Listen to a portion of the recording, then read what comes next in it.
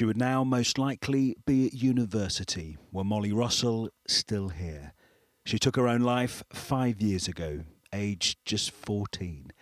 Today, a coroner decided graphic content she viewed online did contribute to her death. Her inquest saw some of these troubling slogans and images she looked at on Pinterest early on in her internet journey. They would make most parents uncomfortable enough.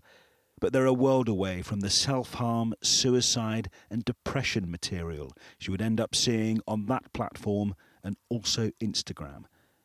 On a damning day for those tech companies, her father Ian, who has become a campaigner for internet safety, had this message. If this demented trail of life-sucking content was safe, my daughter Molly would probably still be alive. Instead of being a bereaved family of 4, there'd be 5 of us looking forward to a life full of promise and purpose that lay ahead for our adorable Molly. Today, Senior Coroner Andrew Walker concluded she died from an act of self-harm while suffering from depression and the negative effects of online content.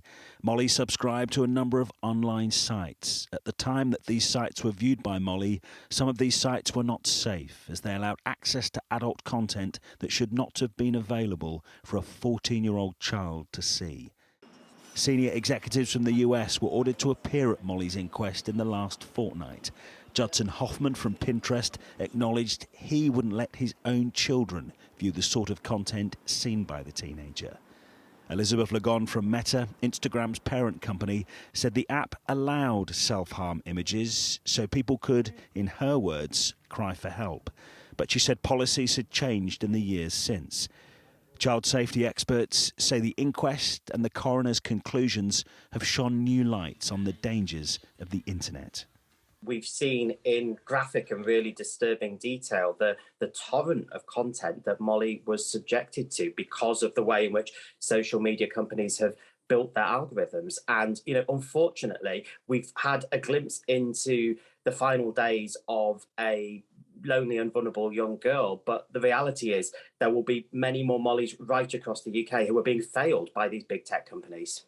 Ian, what was it like to be in the same room as those social media executives and to hear what they had to say?